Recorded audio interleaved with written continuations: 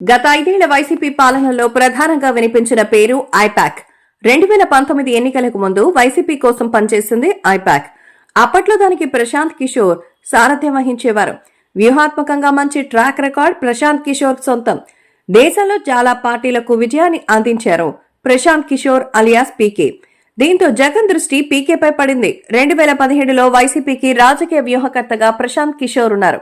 ఏకంగా వైసీపీ శ్రేణులకు ప్రశాంత్ కిషోర్ ని పరిచయం చేశారు జగన్. అక్కడి నుంచే పీకే రాజకీయ వ్యూహం ప్రారంభమైంది ఏపీలో.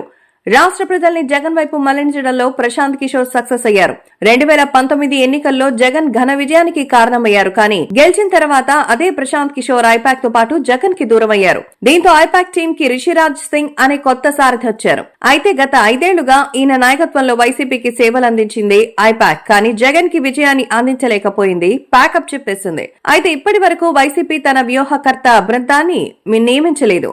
అదే సమయంలో ఐపాక్ టీం సైతం మరో పార్టీకి సేవలందించడం లేదు. వైసీపీ గురించి ఐపాక్ కి తెలుసు. అదే సమయంలో రాష్ట్రంలో రాజకీయాలపై సమగ్ర అవగాహన ఉంది ఆ టీం కి. అందుకే జగన్ ఇప్పుడు మళ్లీ అదే టీం ని వెనక్కి రప్పించినట్టుగా తెలుస్తోంది. ఐపాక్ మళ్లీ ఏపీలో వైసీపీకి సేవలందించడం ప్రారంభించినట్టుగా సమాచారం. అయితే ఆ టీం కి రిషిరాజ్ సింగ్ నేతృత్వం వహిస్తారా, కొత్త వ్యక్తి వస్తారా అనేది తెలియాల్సింది. అయితే గతం కంటే ఐపాక్ పారితోషికం పెరిగినట్టుగా తెలుస్తోంది. ఈ 5 ఏళ్లలో సేవలందించేందుకు 100 కోట్ల మేర ఒప్పందాలు జరిగినట్టుగా సమాచారం. నెలకి 2 కోట్ల చొప్పున ఏడాదికి 24 కోట్లు.